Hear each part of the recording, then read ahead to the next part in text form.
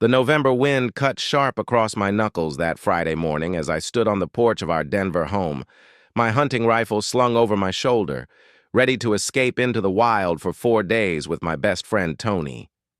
I'd turned to Ellen, my wife of 7 years, her dark curls framing a smile I'd once found warm, and pressed a quick kiss to her forehead.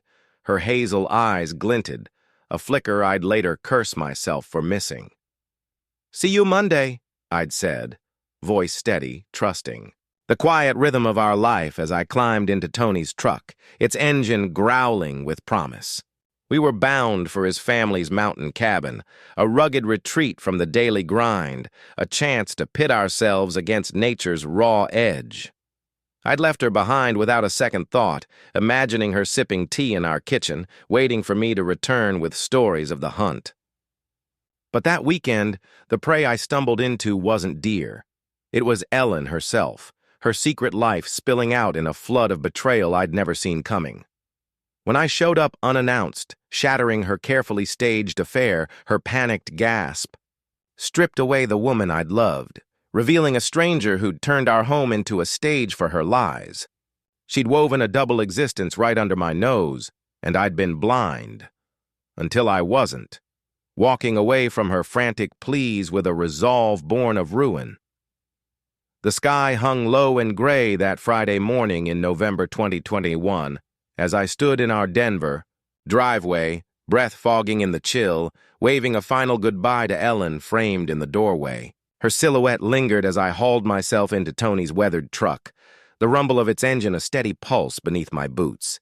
He'd loaded the bed with precision, coolers stacked tight, camo bags bulging with gear, every strap and buckle, a testament to his mantra that preparation was the backbone of a good hunt.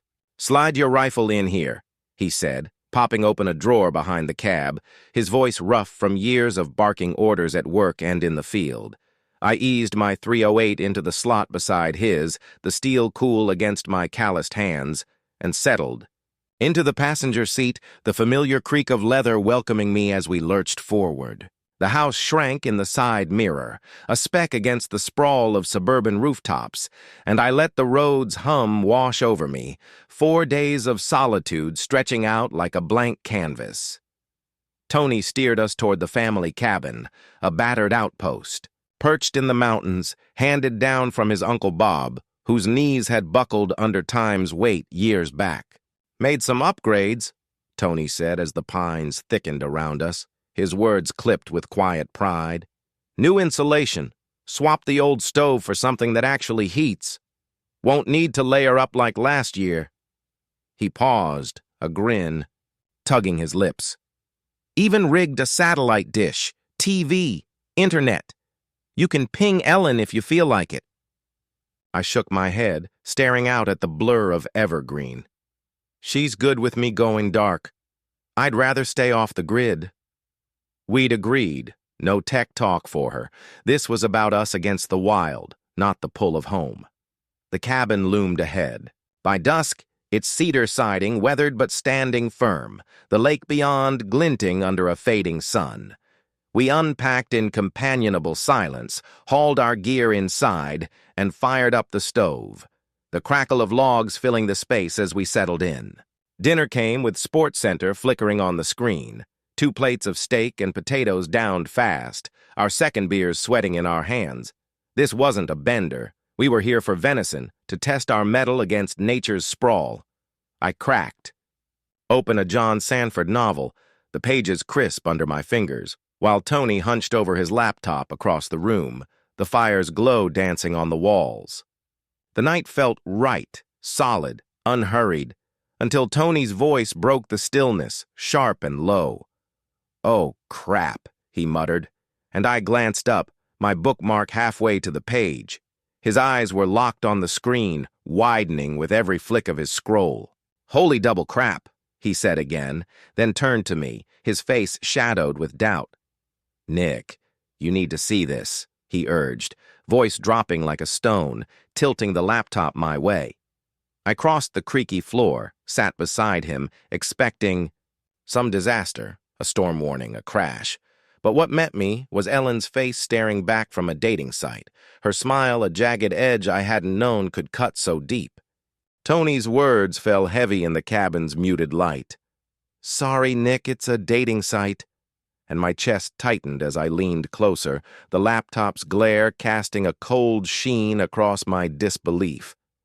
Ellen's profile wasn't some faded echo. It was her, bold and unapologetic, her hazel eyes glinting in photos that punched through me like a fist. One hit hardest, her in a red sweater I'd picked out last Christmas, the memory of wrapping it still vivid, the soft wool under my hands, her laugh as she tried it on, now a cruel taunt glowing on a stranger's screen. These hookup sites. "Don't mess around," Tony said, his tone taut with the weight of his own past. Tracy, his ex-wife, had walked out for her boss, leaving him to sift through the wreckage. Wives, husbands, chasing kicks on the sly. I scrolled, my breath thinning with every line, her bio unfurled like a confession. "Can you ease my daddy issues? Not sugar daddy. Think middle-aged, hot, maybe retired. I'm alone this long weekend, craving daddy-daughter time." My stomach churned. Mediterranean dark eyes, runner's build. It was me, mirrored in her words, a sick twist of the life I thought we shared. "Is it a fake?" I rasped, grasping for a lifeline, hackers, stolen shots. But Tony shook his head, his jaw tight. "I've seen plenty of phonies. This isn't one. That sweater's new. Someone took that pic and it wasn't you." The truth landed like a brick, cold and unyielding. She hadn't been hijacked. She'd posted it, recent and deliberate. "She's been at it longer than this," I muttered, my voice hollow as I caught a chat thread. "Had fun last month when...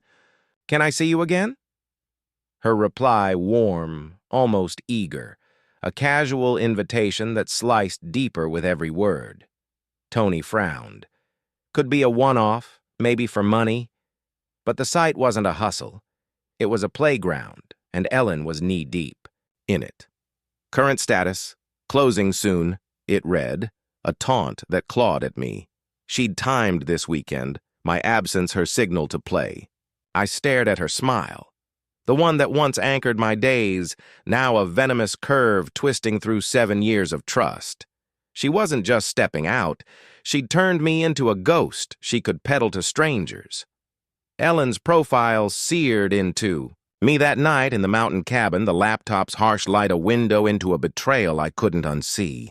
"Send her a message," I said, my voice low and rough, barely above the crackle of the fire. "Check if she's free this weekend. I need to know." Tony's hand paused over the keys. "I don't match her daddy type."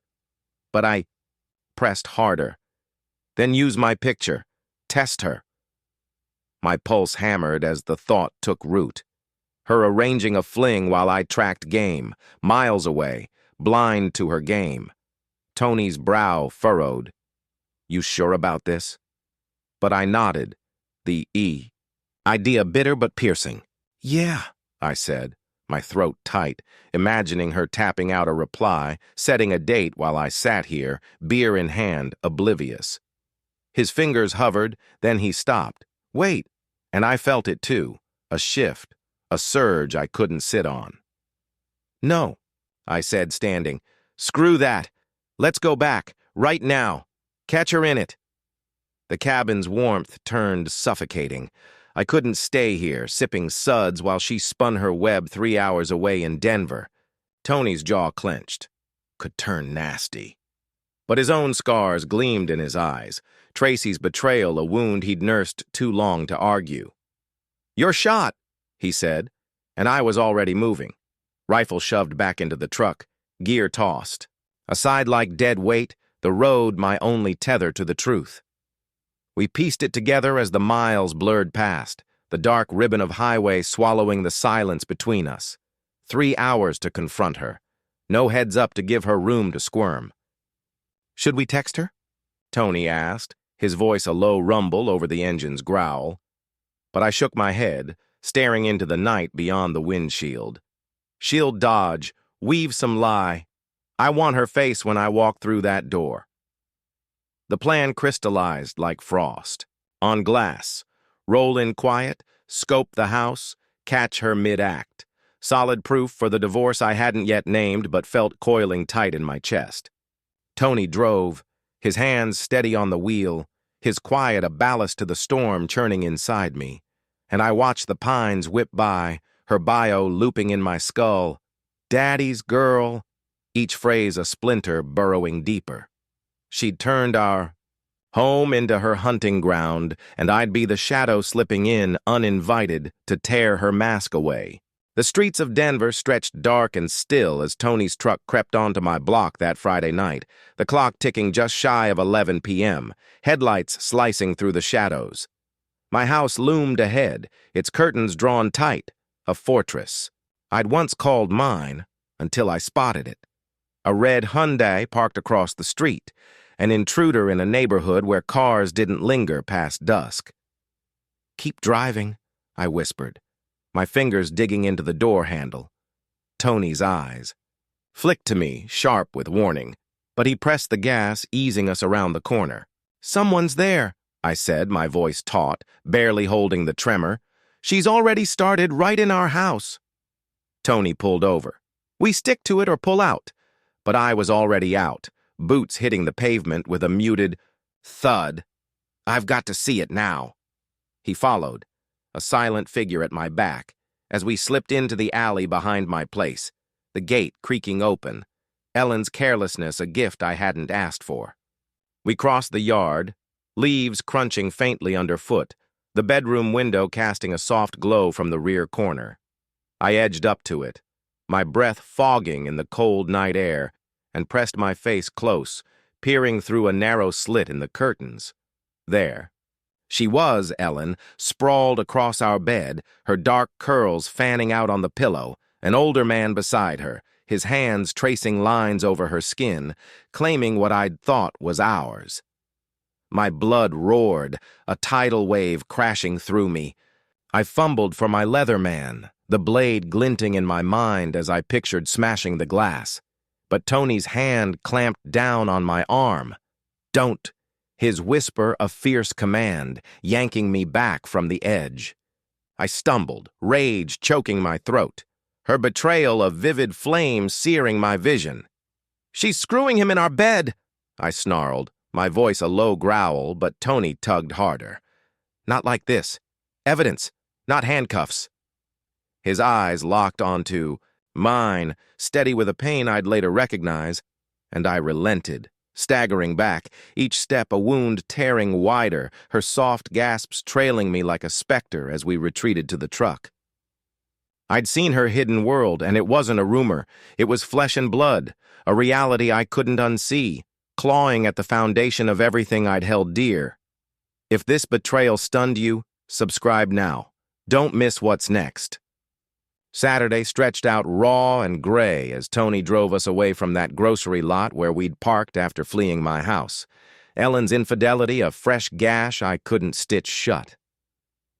"We've got till Monday," he said, his voice cutting. Through the haze, "Make it work." I gave a tight nod, my mind already churning, and we split paths, me to a rental agency for a nondescript sedan, him back to his place to regroup. First stop was a bank Ellen didn't know existed.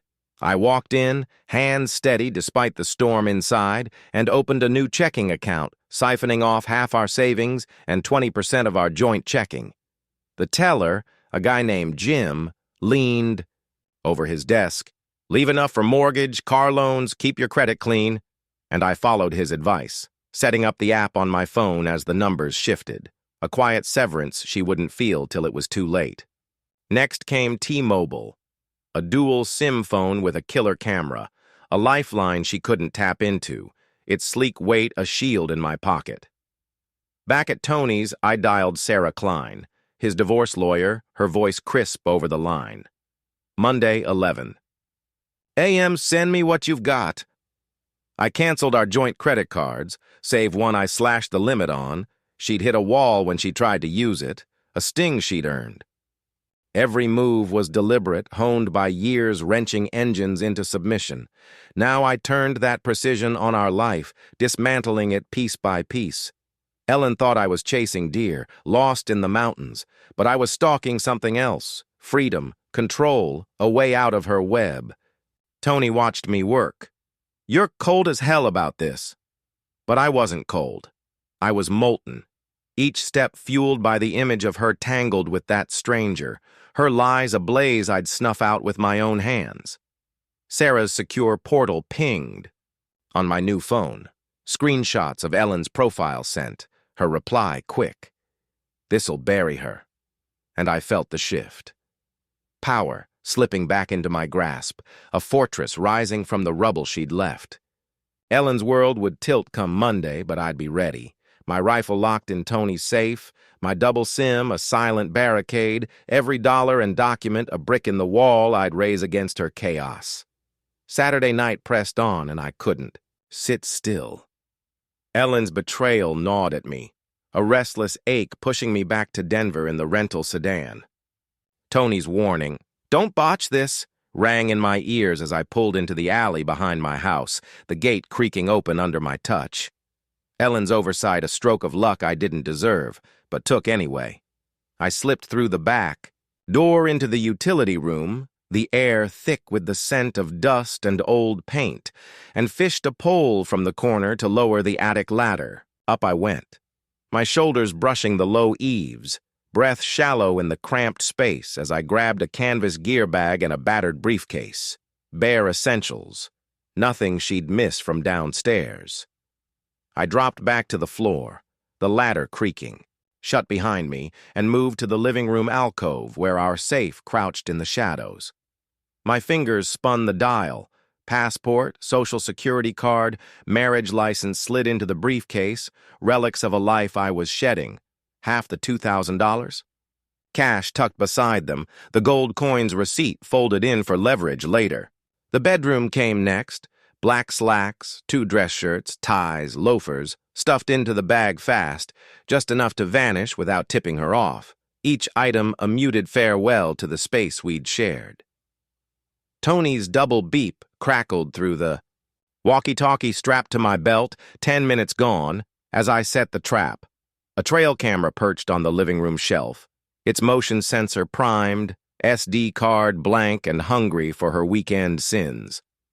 In the bedroom, I wedged my new phone between 2 hats on a cabinet, its time-lapse ticking, 6 shots every half hour, uploads to the cloud every 6 hours, capturing most of the bed where she'd strayed. I nudged the curtains, leaving a slit for next time, my breath even despite the fury boiling beneath my skin. Another beep, time out. I locked the back door behind me, slipped into the night, and found Tony idling in the lot. "Got it?" "Yeah," I said, my voice flat.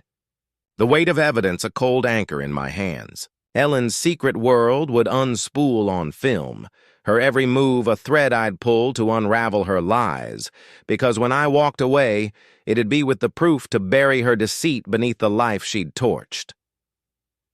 Saturday night deepened at Tony's Denver apartment, and we sharpened our strike. Ellen's weekend still rolling, her profiles closing soon, a barb I couldn't let stand.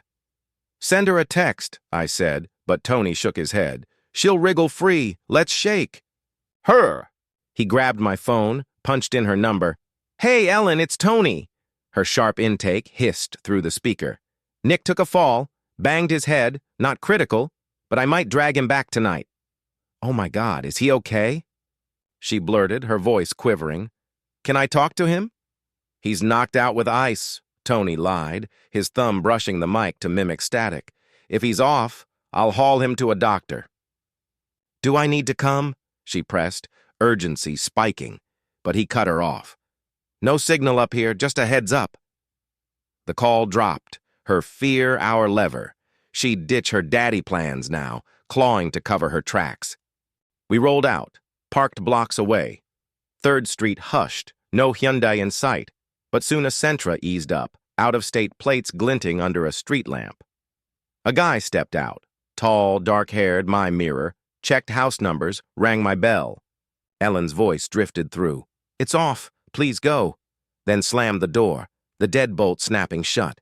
He stood, dazed, then bolted as a neighbor's porch light flared. Tony smirked. "She's rattled." And I felt it, a dark pulse of triumph, her scheme buckling under our bluff. She'd counted on my absence, my ignorance, but we'd flipped her game. Her panic-proof she'd bend when cornered, a pawn toppled in a match I'd claim. That Saturday night, Tony and I shadowed her collapse. Ellen's alarm a ripple we'd sparked, but I hungered for more.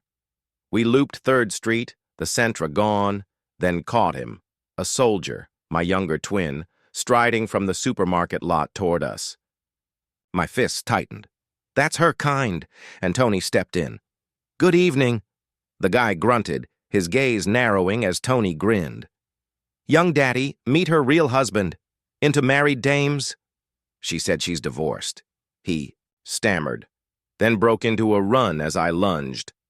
"Let me at him!" Tony barred me. "No, Nick, not worth it." His voice cracking, Tracy's ghost bleeding through. "Lost her to a cheater. Don't lose you." My fury stalled. His raw ache, years deep, mirrored mine, and I sagged. "Later?" Tony's nod a pact. "Hold now. Strike smart." We slumped in the rental, Tony's eyes far off. "You're not the only one she's scorched." His divorce a wound torn open by Ellen's play. "Tracy gutted me," he said. "Your joy hurt worse till I got help." His grip steadied me. "You'll pull through." And I felt it. A lifeline, his pain a beacon from the abyss. That soldier.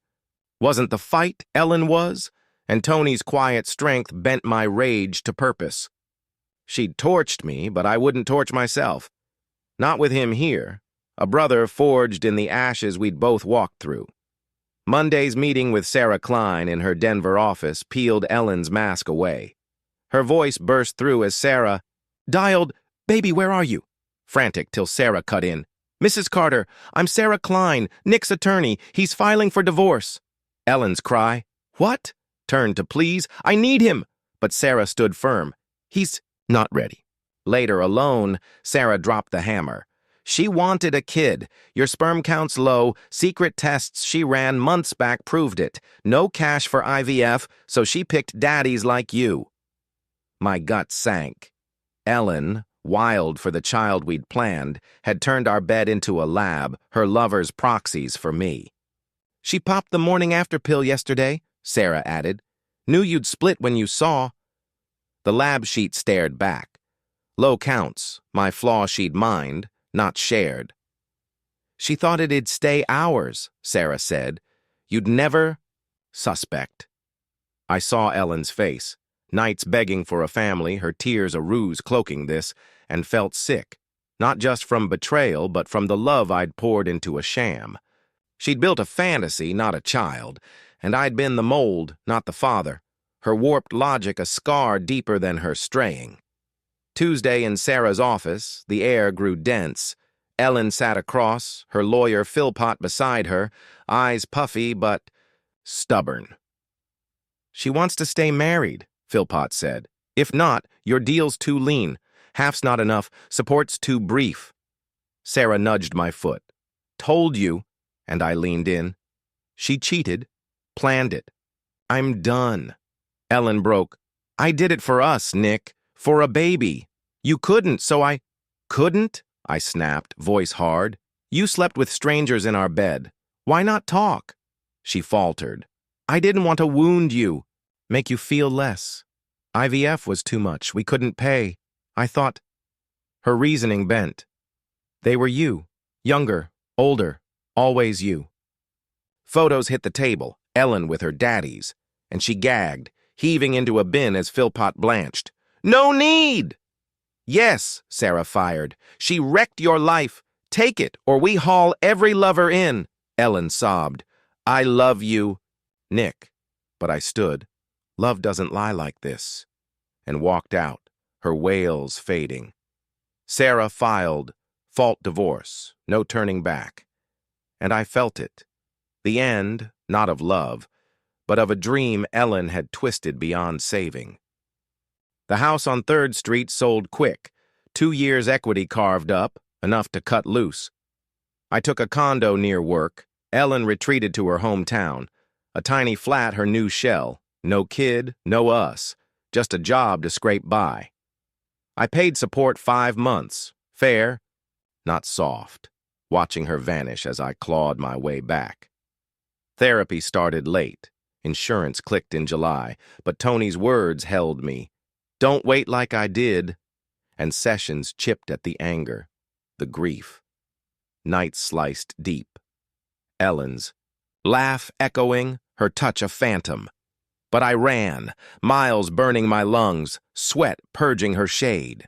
The condo hummed sterile, new sheets, no past, and I rebuilt, piece by jagged piece, Tony's beers and firm nods my anchor.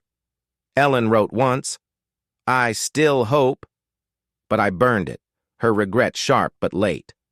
I'd loved her, 7 years of it, but she'd raised that, her desperation no shield. The pain lingered, a low throb, but I stood firmer, work steady, runs longer, a man she'd never shatter again. 6 months on. I sit in my condo, Ellen's deceit a film I can't unsee, her profile a calculated jab, her lovers a parade through our bed while I hunted, trusting.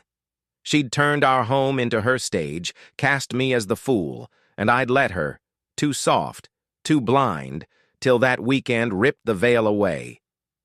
Therapy's slow, pains etched deep, but Tony's scars and Sarah's grit hauled me out. I started a journal, logging her tells, the outbursts when I spoke, the half-lies about texts, the chaos she draped as love. She'd sworn I was her. Forever her pleas a snare I'd nearly slipped into, but that Easter truck broke me free. I'm not whole. Nights still claw, her shadow a whisper, but I've hardened, wizened. I note those red flags, evasion, deceit, so no one breaches that wall again. Tony's voice and shrink visits my guide through the dark. Looking back on that weekend, Ellen's frantic eyes as I crashed her lie, I carry a clarity honed by betrayal. 7 years I gave her, a life she torched with strangers, but cutting her loose was my salvation. If trust turns to treason, don't linger. Walk away, like I did when her double life spilled out. You're worth more than deception. Face it raw, stand tall, reclaim your peace. She'd called me her everything, but her hands spun lies I'll never forgive. It cut deep, but I rose stronger. Don't let their chaos define you. If this journey hit home, subscribe now. Share your thoughts below.